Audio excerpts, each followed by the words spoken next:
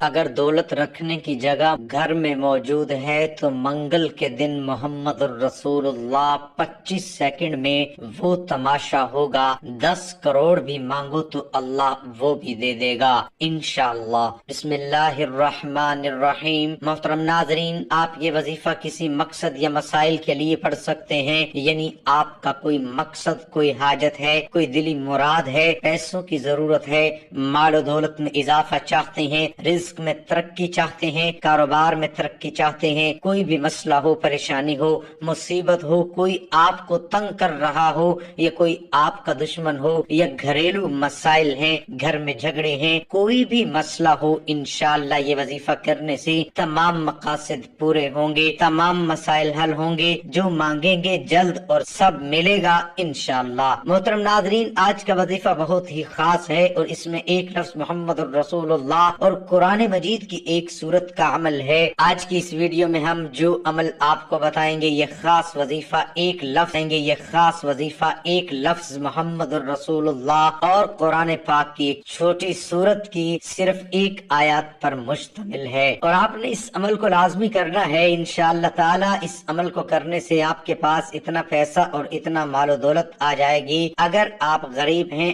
آپ کے گھر میں مالی حالات ٹھیک نہیں ہیں، تو آپ کے گھر میں مالی حالات اس قدر بہتر ہو جائیں گے کہ آپ کے جتنے بھی رشتہ دار ہیں وہ آپ کو دیکھتے ہی رہ جائیں گے. یہ خاص وظیفہ ہماری بہت سی بہنوں اور بھائیوں کا آزمایا ہوا عمل ہے. اللہ تبارک و تعالیٰ کی فضل و کرم سے گھر سے غربت اور تنگ دستی ختم ہو جائے گی اور گھر میں مال و دولت کی بارش ہونا شروع ہو جائے گی. ایک لفظ محمد الرسول اللہ اور یہ سورت فاتحہ کا ایک خاص عمل ہے. سورت فاتحہ کی بہت عظیم اہمیت اور فضیلت ہے. اس سورت کے بہت سے فضائل ہیں جن میں چند درج ذیل ہیں. سورت فاتحہ نماز کا رکن ہے، چنانچہ سورت فاتحہ کے بغیر نماز صحیح ہو ہی نہیں سکتی.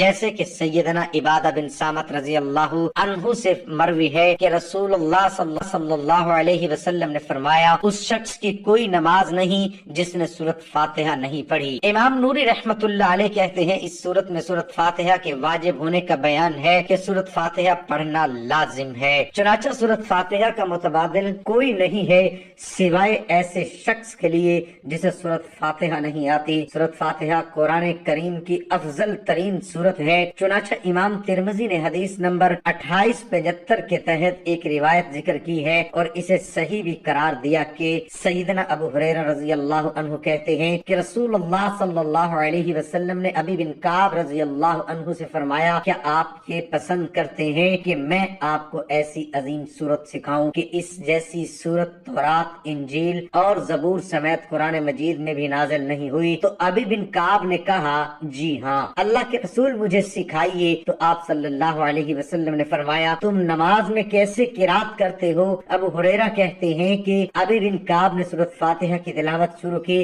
اس پر رسول اللہ صلی اللہ علیہ وسلم نے فرمایا، اس ذات کے جس کے ہاتھ میں میری جان ہے، تورات، انجیل، زبور اور قرآن مجید میں اس جیسی سورت نازل نہیں ہوئی. سورت فاتحہ ہی بار بار پڑھی جانے والی 7 آیات ہیں. اسی سورت کے بارے میں اللہ تعالیٰ نے فرمایا، ترجمہ، یقیناً ہم نے آپ کو 7 آیات جو کہ بار بار پڑھی جانے والی ہیں اور قرآن عظیم عطا کیا ہے. سورت فاتحہ 7 آیتوں پر مشتمل ہے، جن میں سے پہلی 3 آیات میں اللہ تعالیٰ کی حمد و ثنا ہے اور آخری 3 میں انسان کی طرف سے دعا و درخواست کا مضمون ہے جو رب العزت نے اپنی رحمت سے خود ہی انسان کو سکھایا ہے. اور درمیانی ایک آیت میں دونوں چیزیں مشترک ہیں، کچھ حمد و ثنا کا پہلو ہے، کچھ دعا و درخواست کا. صحیح مسلم میں بروایت حضرت ابو ہریرہ رضی اللہ عنہ منقول ہے کہ رسول اللہ صلی اللہ علیہ وسلم نے فرمایا کہ حق تعالیٰ نے فرمایا ہے کہ نماز یعنی سورت فاتحہ میرے اور بندے کے درمیان 2 حصوں میں تقسیم کی گئی ہے، نصف میرے لیے ہے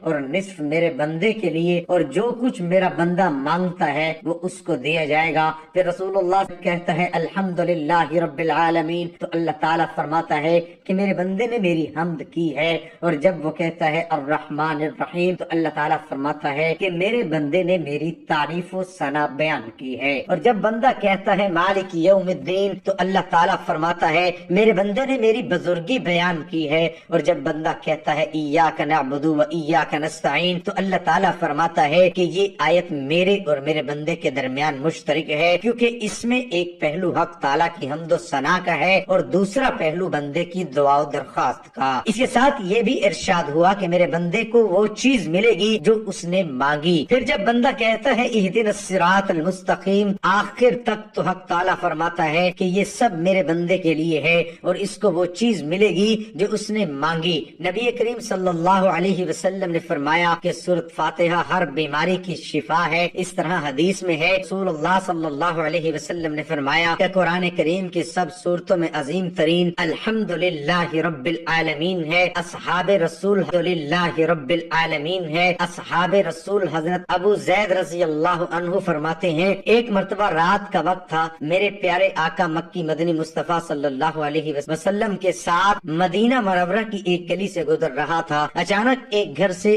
آواز آئی، ایک صحابہ رضی اللہ عنہ تہجد کی نماز میں سورۃ فاتحہ کی تلاوت کر رہے تھے۔ اسے سن کر رسول اکرم نور مجسم صلی اللہ علیہ وآلہ وسلم ٹھہر گئے اور سورۃ فاتحہ کی تلاوت سننے لگے۔ جب صحابی رضی اللہ عنہ نے سورۃ فاتحہ مکمل پڑھ لی تو اللہ پاک کے آخری نبی رسول ہاشمی صلی اللہ علیہ وآلہ وسلم نے فرمایا ما فی القرآن مثلھا، یعنی قرآن مجید میں اس جیسی کوئی صورت نہیں۔ تحقیق انسان کا واحد مقصد یہ ہے کہ انسان اللہ تعالیٰ کی عبادت و بندگی کرے، اس کے علاوہ جتنے بھی امور ہے جن کو انسان انجام دیتا ہے اس لیے بھی تاکہ وہ عبادت الہی کے معاملے میں انسان کے معاون بن سکیں۔ عبادت اللہ تبارک و تعالیٰ کے حکم اور نافذ کردہ چیزوں کو انجام دینا اور منع چیزوں سے رک جانا، لیکن عبادات کے ان کی انجام دہی کی صورت میں مرتب ہونے والے اجر و ثواب میں بڑا فرق ہے۔ چنانچہ کچھ کام ایسے ہیں جن کی فضیلت و اہمیت اور اجر و ثواب بہت زیادہ ہیں، اور کچھ ایسے ہیں جن کا ثواب دیگر عبادتوں کی نسبت کچھ کم ہے۔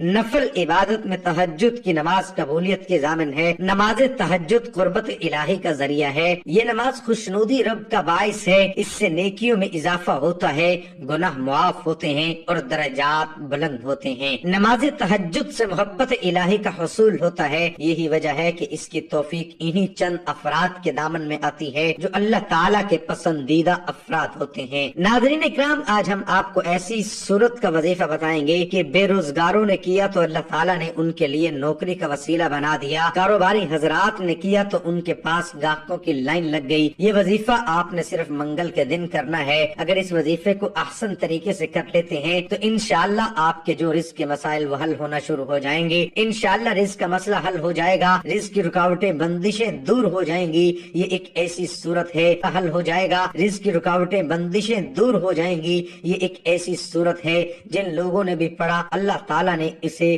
غنی بنا دیا، جن لوگوں نے بھی اس وظیفے کو کیا اس کے کاروبار خوب پھلے پھولے۔ آج آپ کے لیے ایسا خاص اور مجرب وظیفہ لے کر آئے ہیں، قرض کے بوجھ تلے دبے انسان اس کو کریں، انشاءاللہ آپ کامیاب ہوں گے۔ یہ وظیفہ آپ کسی بھی نماز کے بعد کر سکتے ہیں، لیکن نماز عشاء کے بعد زیادہ بہتر رہے گا۔ اس وظیفے کو لڑکیاں بھی کر سکتی ہیں، بہنیں بھائی بزرگ سب اس وظیفے کو کر سکتے ہیں۔ اس وظیفے کو آپ دوسروں کے لیے بھی کر سکتے ہیں، بھائی بہنوں کے لیے کر سکتے ہیں، بہنیں بھائیوں کے لیے کر سکتی ہیں، والدین بچوں کے لیے کر سکتی ہیں۔ یہ وظیفہ ایک لفظ محمد الرسول اللہ سورۃ فاتحہ کی ایک آیت کا وظیفہ ہے۔ مشائخ اور بزرگان دین کہتے ہیں جو انسان رزق کے اندر کامیابی چاہتا ہے، جو دین اور دنیا کے اندر ترقی چاہتا ہے اور جو رزق کے اندر برکت چاہتا ہے، اس صورت کو اپنا لے۔ آپ نے یہ کرنا ہے، منگل کے دن کوئی ایک ٹائم مقرر کر لیں۔ اس وظیفے کو جائز حاجت کے لیے کرنا ہے، اس لیے نہیں کرنا امیر و دولت مند بن جائے ساتھ اس وظیفے کو کرنا ہے۔ دوران وظیفہ کوشش کریں اپنے پاس بدبودار اشیاء کا استعمال نہ کریں، جیسے کہ کچا پیاز ہو گیا۔ مرد حضرات تمباکو نوشی سے پرہیز کریں، اس کے علاوہ حلال کا لقمہ کھائیں، اور وظیفہ ختم ہونے کے بعد اللہ تعالیٰ کی رضا کی خاطر کوئی میٹھی چیز آپ نے تقسیم کرنی ہے، کوشش کرنی ہے بچوں کے اندر تقسیم کرتے رہیں۔ اس حقیقت سے تو کوئی بھی انسان انکار نہیں کر سکتا، دنیا میں ہر امیر و غریب، نیک و بد کو قانون قدرت کے تحت دکھ و غم اور پریشانیوں سے کسی نہ کسی مشکل میں ضرور واسطہ پڑتا ہے۔ اس کا سبب یہ ہے کہ یہ دنیا دارالعلوم اور امتحان گاہ ہے، انسان یہاں آزمائش کے لیے بھیجا گیا ہے، اسے آزادی سے نیکی اور بدی کرنے کی قوت دی گئی ہے، وہ نیکی کرنے کی صورت میں اجر و ثواب کا حقدار پاتا ہے، لیکن نافرمانی کی صورت میں عذاب و سزا کا مستحق ٹھہرتا ہے۔ یہاں دو قسم کے لوگ رہتے ہیں، ایک وہ جو اسودہ حال اور دولت مند ہے اور ہر قسم کی آسائش و آرام سے بہرہ ہیں، دوسرے وہ جو غربت اور تنگدستی کا شکار ہیں اور زندگی کی بنیادی ضروریات سے بیمار ہیں اور زندگی کی بنیادی ضروریات سے بھی محروم ہے۔ انسان کسی بھی گروہ سے تعلق رکھتا ہے، اسے دکھوں سے مفر ہوتا ہے، یہ الگ بات ہے کسی کو کم اور کسی کو زیادہ دکھوں سے واسطہ پڑتا ہے اور پھر اسے زندگی گزارنا ایک پہاڑ نظر آنے لگتی ہے۔ وہ چاہتا ہے کہ مصائب سے چھٹکارا حاصل کرے اور یہ کوشش کرتا رہتا ہے کہ دکھوں سے نجات پالے اور غموں کے بھروسے باہر آ جائے، لیکن وہ تب تک اپنی ہر پریشانیوں اور دکھوں سے نجات نہیں پاتا جب تک کہ وہ اللہ اور اس کے پیارے رسول صلی اللہ علیہ وآلہ وسلم کے بتائے ہوئے احکامات پر عمل نہ کرے۔ انسان کو چاہیے کہ وہ اللہ سے اپنے گناہوں کی کثرت سے توبہ کرتا رہے اور اس بات پر یقین رکھے کہ وہ ضرور اس کی توبہ قبول کرے گا اور اس کی تمام پریشانیاں اور غموں کو اپنے فضل و کرم سے ضرور ختم کرے گا انشاءاللہ۔ تو ناظرین، ایک اور بات آپ کو بتاتا چلوں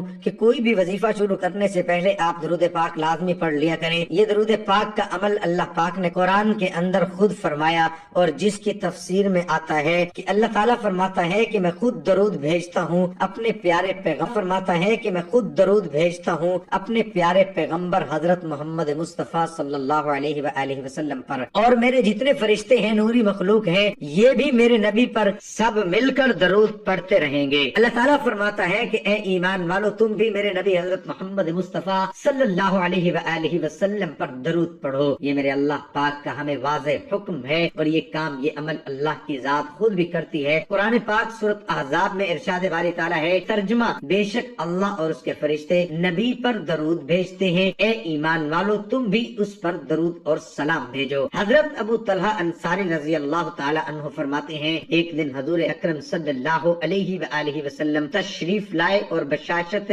چہرہ اقدس میں نمایاں تھی۔ ارشاد فرمایا، میرے پاس حضرت جبرائیل علیہ السلام آئے اور کہا، آپ کا رب عز و جل فرماتا ہے کہ آپ راضی نہیں کہ آپ کی امت میں جو کوئی آپ پر درود بھیجے میں اس کے 10 درجات بلند کرتا ہوں، 10 گناہ معاف کرتا ہوں اور 10 نیکی میں اضافہ کرتا ہوں۔ حضرت عبداللہ بن مسعود رضی اللہ تعالی عنہ سے علیہ وآلہ وسلم نے ارشاد فرمایا، قیامت کے دن مجھ سے سب لوگوں میں قریب وہ ہوگا جس نے سب سے زیادہ مجھ پر درود بھیجا ہے۔ حضرت انس رضی اللہ تعالی عنہ سے روایت ہے، حضور اقدس صلی اللہ علیہ وآلہ وسلم نے ارشاد فرمایا، تو مجھ پر ایک بار درود بھیجے اور وہ قبول ہو جائے تو اللہ تعالیٰ اس کے اسی برس کے گناہ معاف مٹا دے گا۔ حضرت عبداللہ بن عمر رضی اللہ تعالی عنہما فرماتے ہیں، جو نبی کریم صلی اللہ تعالی علیہ وآلہ وسلم پر ایک بار درود بھیجے تو اللہ تعالیٰ اس کے فرشتے اس پر 70 بار خوشی کی نگاہ سے دیکھتے ہیں۔ تو اللہ رب العزت فرماتے ہیں، میں بھی، میرے تمام نوری مخلوق فرشتے بھی اور میں بندوں کو بھی حکم دے رہا ہوں کہ جو مجھ کو مانتے ہیں، جو میرے نبی صلی اللہ علیہ وآلہ وسلم پر ایمان لے کر آئے ہیں، ان کو بھی حکم دے رہا ہوں کہ یہ عمل تم بھی کرو۔ وہ عمل کون سا ہے؟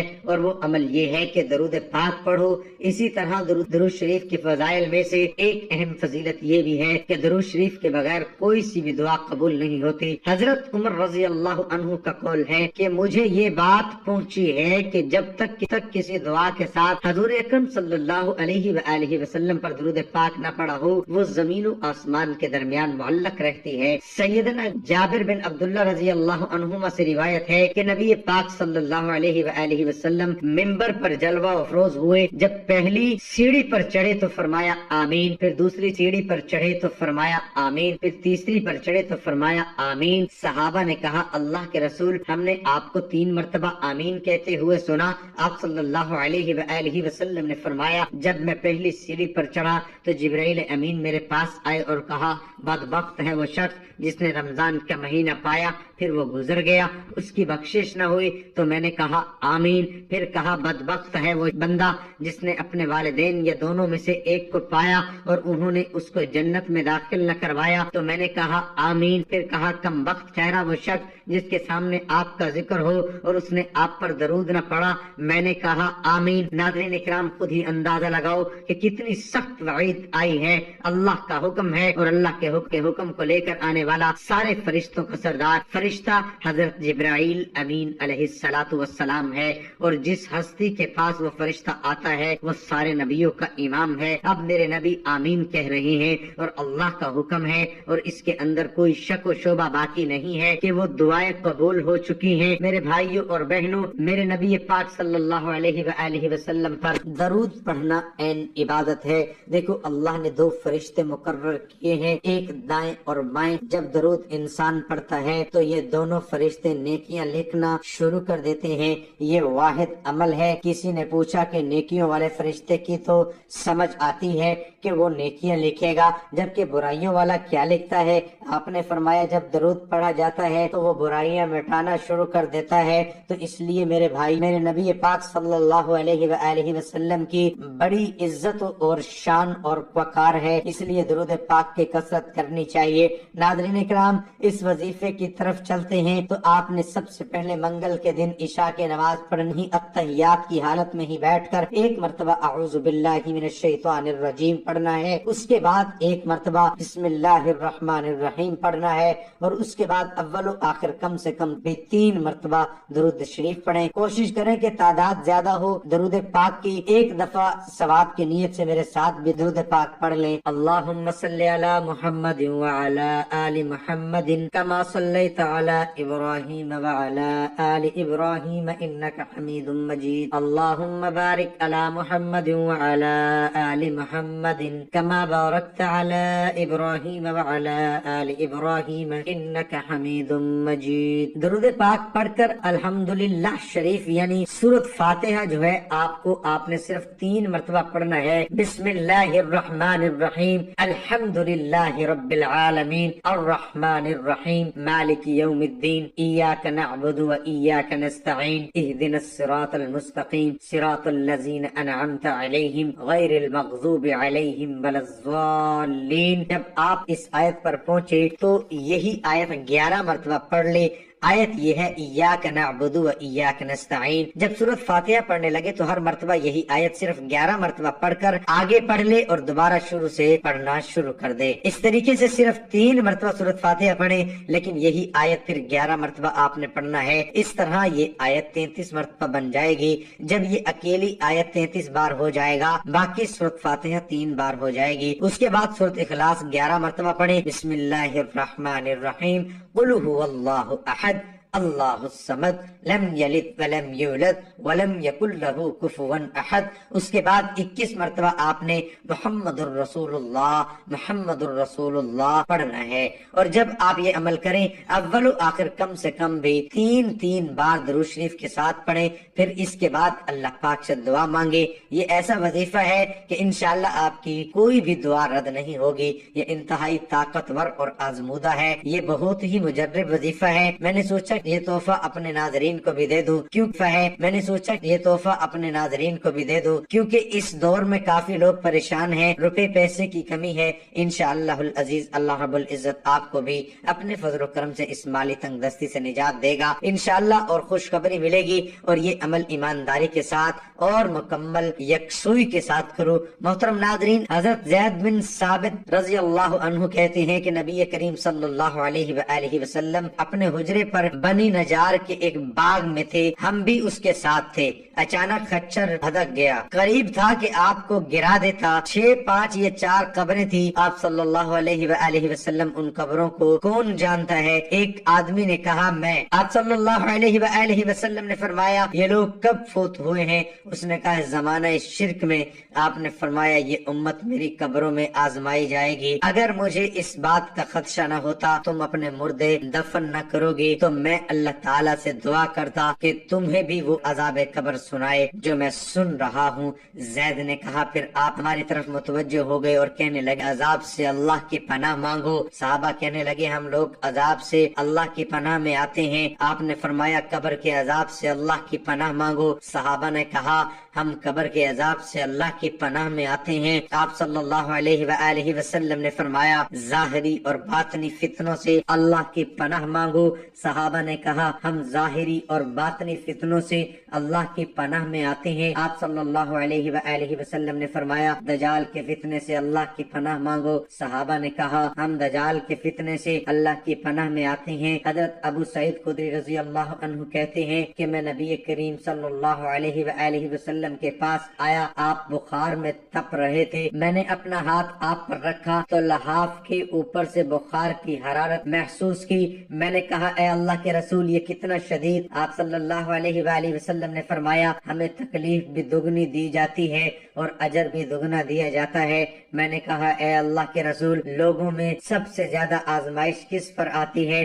آپ صلی اللہ علیہ وآلہ وسلم نے فرمایا انبیاء علیہ السلام پر، پھر نیک لوگوں پر کسی کی محتاجی میں آزمایا جاتا ہے، حتیٰ کہ اس کے پاس صرف وہ چادر بچتی ہے جو اسے ڈھانپتی ہے اور وہ آزمائش میں اتنا خوش ہوتا ہے جتنا تم سے کوئی بھی شخص خوشحالی میں مسرور ہوتا ہے۔ رسول اللہ صلی اللہ علیہ وآلہ وسلم نے ارشاد فرمایا اللہ کی قسم مجھے تمہارے لیے غریبی کا خوف نہیں ہے، بلکہ مجھے خوف ہے کہ پہلے قوموں کی طرح کہیں تمہارے لیے دنیا یعنی مال و دولت کھول دی جائے اور تم اس کے پیچھے پڑ جاؤ، پھر وہ مال و دولت پہلے لوگوں کی طرح تمہیں ہلاک کر دے۔ رسول اللہ صلی اللہ علیہ وآلہ وسلم نے ارشاد فرمایا حلال واضح ہے، حرام واضح ہے، ان کے درمیان 6 مشتبہ چیزیں ہیں جن کو بہت سارے لوگ نہیں جانتے۔ جس شخص نے شبہ والے چیزوں سے اپنے آپ کو بچا لیا اس نے دین اور عزت کی حفاظت کی، اور جو شخص مشتبہ چیزوں میں پڑے گا وہ حرام چیزوں میں پڑ جائے گا، اس چرواہے کی طرح جو دوسرے کی چراگاہ کے قریب بکریاں چراتا ہے، کیونکہ بہت ممکن ہے کہ اس کا جانور دوسرے کی چراگاہ سے کچھ چر لے۔